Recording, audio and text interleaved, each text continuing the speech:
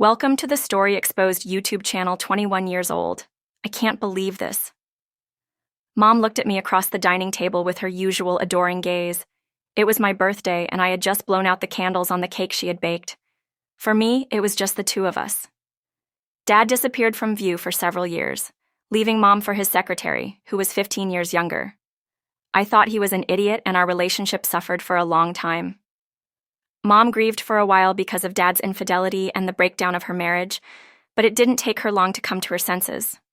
She had a good job and was perfectly able to support herself. I studied business in college but lived at home to save on expenses. Mom made chicken, enchiladas, and chocolate cake my favorites. She was a great cook. That's great. Mom, I said, thank you very much. I really appreciate it. It gives me pleasure. She reached across the table and squeezed mine. I was amazed at how young she looked, with wide eyes, flawless skin, and brown hair falling over her shoulders. I felt a strange tingling sensation. A son usually does not feel such trepidation because of his mother, but I did it. Mom didn't seem to realize the impression she was making, so I shrugged or tried to. We cleaned up the kitchen together when dinner was over 21. Mom said, while we were both washing the dishes, "That was the number of your football uniform." Right, yes.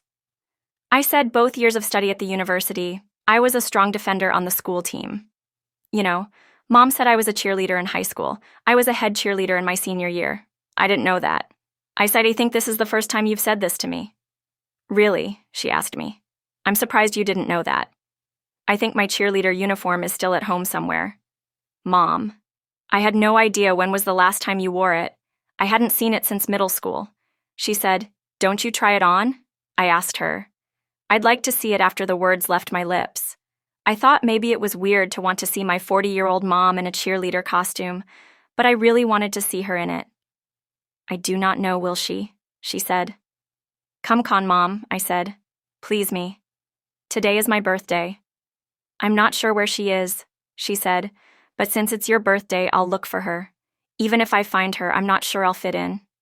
Take your time." I said it's early evening. It was still early. Mom came home from work early to cook dinner for my birthday, and we finished, and it was only 6:30 p.m. Mom looked at me, puzzled inside. "There's nothing going on here," she said, after Mom left the room. I also got up from the table and went to my bedroom. I took my old football jersey out of the closet.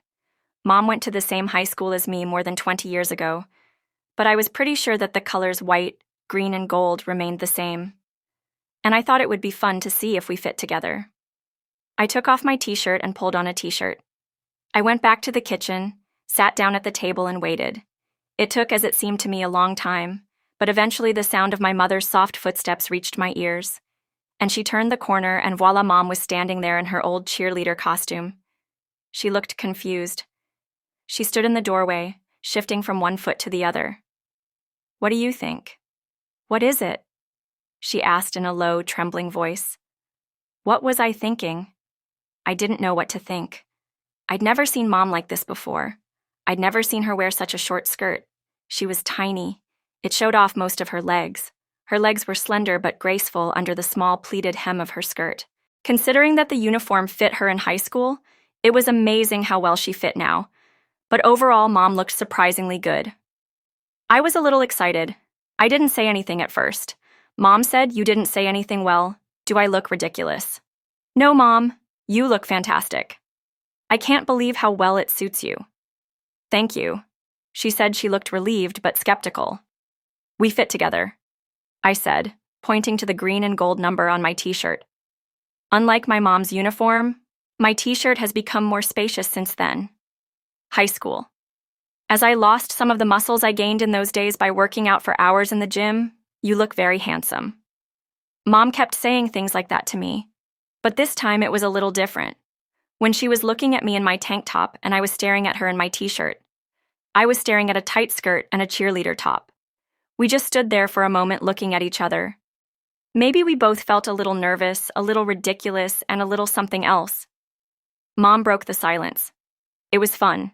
It's time to stop looking stupid and take this thing off. She turned to go back to her bedroom. "Don't do this," I blurted out. "Stay like this. I will continue to wear my t-shirt. It's going to be fun. It will be as if I am the captain of the team and you are the main cheerleader. My mate. I wasn't sure where it came from. I wasn't the captain of the team. This job went to the quarterback, a swaggering guy with a cleft chin. But I was jealous of him because he was dating the main cheerleader, a red-haired girl named Allison, whom I had always been in love with. I wanted to invite her to the homecoming party, but my hopes were dashed when I found out that she was going with him on a date. Mom looked at me questioning. Where were you planning to take me? I had no idea. We didn't have any plans for the evening. She stamped her foot. Let's go to the parking lot, I said, and the thought came to me out of nowhere at the drive-in. I can't remember the last time either of us went to the parking lot. Why there, I don't know.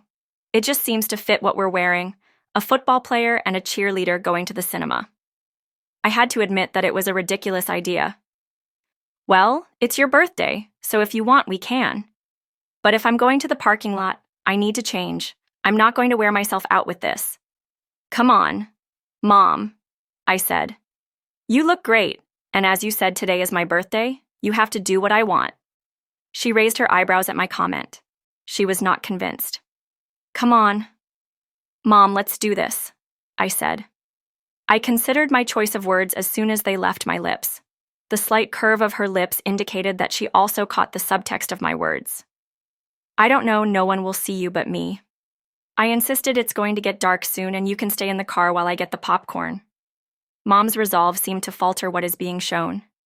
What is it? She asked. No, I'm cheered up. I looked at my phone. In half an hour. The new movie. Fast and Furious is being shown. We can get there if we go now. These movies are stupid, she said. But they're funny, dumbass, I replied. This is exactly the kind of movie you should watch at a car dealership. Actually, the few times I took a girl to a car dealership, it was an erotic thriller, but it was Mom, so it seemed inappropriate. All right, she said. Today is your birthday, but I'm not going to get out of the car. You'll have to buy popcorn and drinks. I don't want people to see how ridiculous your old mom looks. You don't look ridiculous at all. Mom, you look really pretty. I think she almost brushed thanks. I can't believe I look good in this outfit. It's so tight, but thanks. In fact, Mom looked good because the outfit was tight. It hugged her curves incredibly well. Maybe it was a little tight, but in my opinion, not too tight, just right. Her waist was surprisingly thin, and the tight-fitting shirt emphasized of her bust. The skin on her legs was smooth, and I was amazed at how high the hem of the tiny pleated skirt was pushed up on her hips. We have to go, I said as I said, today is your birthday, she said, finally. Then it's a date, I said. Thank you, Mom. I beamed, hey, since I just turned 21. Let's take something with us. I ran to the drinks cabinet and pulled out a 2/3 full bottle of rum. I don't think we should bring alcohol to the cinema, she said. Being a mom, no one will know, I said. I took her hand with my free hand and pulled her towards the garage. We hit the road. I opened the garage door for my mom and then opened the car door for her, holding out my hand in an exaggerated, chivalrous gesture. Mom smiled at me, apparently appreciating both the stupidity and the thoughtfulness of this. I closed the door behind her, got into the driver's seat of the small family sedan, and we set off. We arrived at the drive-in cinema, when there were only 5 minutes left before the start of the film. Twilight finally gave way to night. The sky above was dark and clear, and the stars were shining on it, but there was no moon in sight. I'll get the drinks and popcorn, I said. I knew what my mom liked. Diet Coke and light popcorn with butter. I preferred regular Coca-Cola. I ran to the kiosk and returned to the car with food, drinks, and lots of napkins in my hands, and there was only a minute left before the movie started. I opened the door, got into the car, and took my seat. I immediately noticed that the seat was not particularly comfortable, and I had an idea. Let's sit in the back, I said. It will be more spacious and comfortable there. I'll take off the head restraints and slide the front seats all the way forward to give us more room. Whatever you say. Birthday boy, she said. I like to hear my mother in a complacent mood. It was a rarity. I adjusted the front seats and pushed the headrest forward, and we took our seats in the back seat. I quickly realized that the only problem was the seats in front of us. I was tall enough that it didn't matter, but Mom, being short and petite, would have had a hard time seeing over the passenger seat, so she moved to the left to sit in the middle right next to me so that no seat blocked her view. Since the back seat was a smooth, leather-covered bench, it was much more comfortable to watch a movie on it than on the front bucket seats. But since Mom was sitting in the middle next to me, it was tighter than I expected. I was wondering if I had made the right choice, but then the trailer started, and we sat in the back seat to watch the movie. I turned to my mom, thanks for saying yes to that. You're a good athlete, and it's going to be fun. No problem, she said. Turning to me with a charming smile, everything I could do for the birthday boy once again, strange, half-formed thoughts popped into my brain before I pushed them back. When the movie started, I poured some rum into each of our Coke cups. Okay, maybe more than a little. It was my birthday, and I was in the mood to treat myself. Mom was right.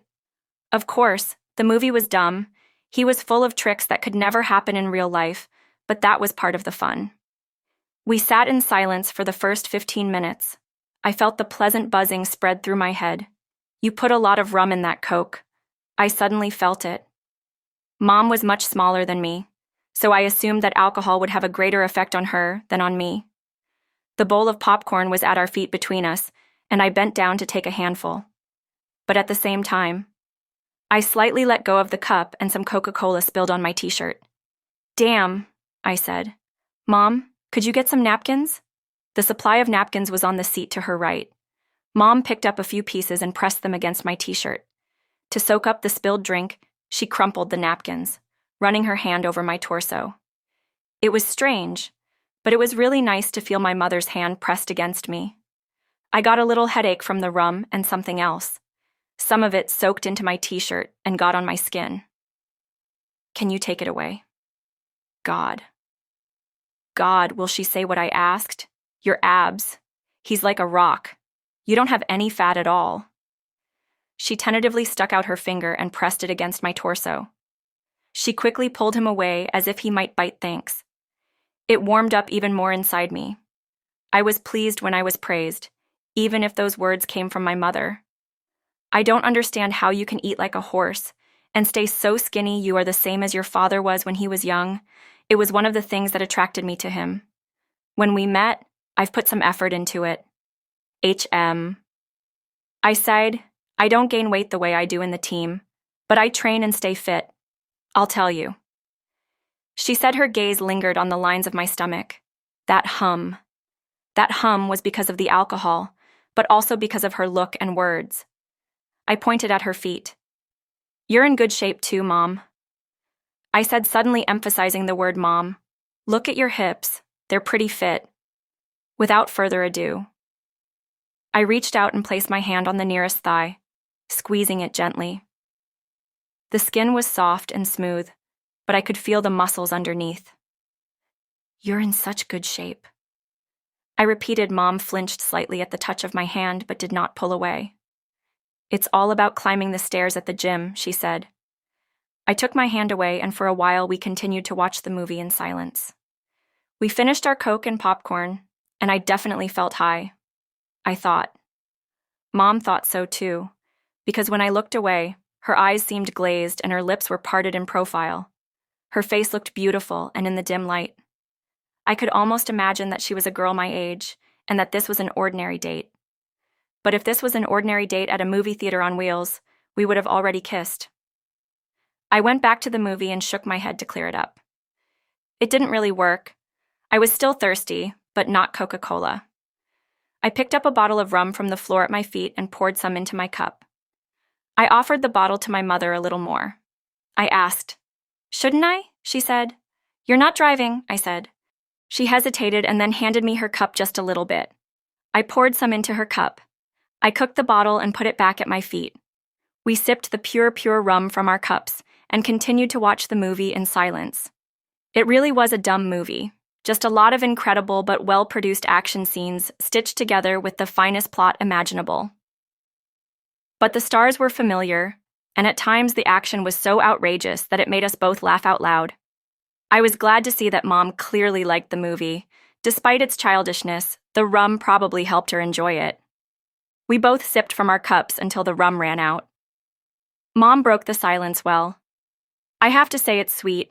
It's a little weird, but it's nice. I'm glad you like it. I'm having fun being here with you, and you look great as a cheerleader. She giggled. Thanks. She put her hand on my neck and ran her fingers through my hair. You are a wonderful son. I've appreciated your support over the past few years. It wasn't easy for me. Happy birthday. You're welcome, Mom. I'm glad I could be with you. Her fingers running over my skull were fantastic to the touch. She jerked her hand away and shifted in her seat. She was a little closer to me than before.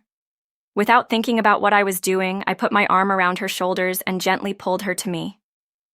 At first, Mom tensed and resisted, but then she relaxed, bent down and put her head on my shoulder. I bent my head towards her and inhaled the sweet scent of her brown hair. I've been in this position with other girls before, but never with my mom. I felt a slight tension between my legs. I held my mother closer to me slowly and gently. This time, Mom didn't resist. She sighed so softly that I barely heard it over the noise of the movie, but I did. I started squeezing her right shoulder gently and rhythmically. Once again. Mom didn't do anything to resist. She kept pressing her head against me and looking ahead, pretending to be watching a movie. But I didn't think any of us were paying much attention to the film. At that moment, my gaze shifted from the movie screen to my mother's feet. I felt brave. Mom. I asked what? She replied without turning her head. This may sound like a funny question, but what are you wearing under your cheerleader skirt? Hearing this question, Mom sat up and looked at me. Do you want to know what's under my skirt? Well, yes. I was just thinking about it and I got curious. You played football. You know what cheerleaders were. Will she say you don't mind seeing your mom like this? Do you think badly of me? God. No, I said. Mom. I do not know what to say. You don't have to say anything, Mom said in a poor voice. She pushed me in the chest, and it was my turn to lean back into the leather car seat. Nimble fingers slid to the fly of my trousers against the background of the loud noise of the absurd movie we were supposed to watch. I heard the sound of a zipper being unbuttoned. Yes, she was like that. I looked at my mother's face. I saw rage, longing, and despair, as if she had been craving something all her life and had never received it. And now finally in the back seat of her car, no less with her son, she had a chance to get it. They were not going to refuse her. I felt warmth and a surge of strength inside me and realized that I was close to it. It sounded okay to me, but before I gave my mom what she wanted, I needed something. I got up from the seat and pulled her back by her shoulders. Mom looked questioning into my eyes but did not resist. She leaned back, watching my hands manipulate her body. I felt this initial resistance, and it was amazing. How do you feel about being in a car dealership? Mom, I asked. I'm nervous, she said. There are worse things than being nervous. I said there was something going on in the movie theater. I had no idea what it was. Rock was doing something heroic. Iron Diesel was a tough guy. None of this mattered. All that mattered was that my mom was lying in front of me, and I was 21 years old. I wanted her more than I had ever wanted any woman before she looked at me and our eyes met. If I could hide that look, I would. I couldn't resist. I've heard girls say that a guy shouldn't go down too fast or too rough, but take his time, and I tried. But it was hard. I didn't just want to eat. Mom, I wanted to swallow her whole. So good, Mom, I said, pulling away from her just enough to say the words before sinking back down on her. Anyone who passed by could have looked into the car and seen us. Maybe that's how it was. I don't know I was aware of the risk, but I wasn't going to stop. I want you, I said. I need you. We're terribly defenseless, she said. Maybe we should go home. I can't wait. I said I couldn't. I needed my mom right then and there, and to tell the truth. I liked the risk. I liked the idea of using my mom in a public place for the first time, surrounded by people in their cars. I moved forward and was surprised by how much resistance I encountered. At first, I can't believe I'm really using you, I said. Mom didn't say anything for a few moments. She just looked at me with an expression that was impossible to read. The noise from the movie was getting louder. I think the car chase continued. I didn't care. I couldn't turn away from my mom. It feels good, she said. At last, it was a pure paradise. I went in and out of her, and Mom pressed her body against mine. Writhing and moaning the most were sometimes interrupted by an exclamation. Oh, well, I couldn't think of anything else to say. God, it's so delicious, Mom said, breathing heavily. I looked up and noticed that condensation was starting to collect on the windows of the car. People would have suspected something was wrong if they had noticed this, and the fact that our heads were not visible, they would have known what was going on. However, I wasn't going to stop, and I could tell that Mom was pleased too. My mom liked it when her son used her. However, she didn't like it any more than I did. I liked it. God, what a feeling. Tell me how much you like it. Mom, I said I like it. She said more. I said, breathing heavily and pronouncing the words with an effort. Tell me more about how you feel. I like the way you use me. Well, oh yes. I said I was too far away to think of anything to say. There was not even enough brain power for words. I collapsed on top of her. We were both sweating. The car was as humid as a jungle. The windows of the car were fogged up. Mom and I lay together for a few minutes until my attention turned to the sound of a movie that we had stopped watching a long time ago. It was all over. I sat down. The credits were rolling. We better get dressed, Mom said. Though she didn't move. I handed her clothes. We both got dressed. I felt awkward getting out of the car to get back in the front seat. I was wondering if people would look at my mom and suspect what I was doing with her in the back seat. I wondered if anyone in the parking lot would recognize us. There wasn't much we could do. After I pulled on my pants again and Mom put on her cheerleader uniform, we opened the back doors and took our seats in the front seat. I didn't see anyone I recognized. Cars began to drive off and leave the cinema. We went home too. Neither of us said anything for a while. I think we were both excited about making love but embarrassed about it too. Mom was the only one who broke the silence. Will she? She said. Yes. Mom. I turned to her. She was looking at me, and I had never seen such a mischievous expression on her face. We don't have to wait for your next birthday to go to the cinema.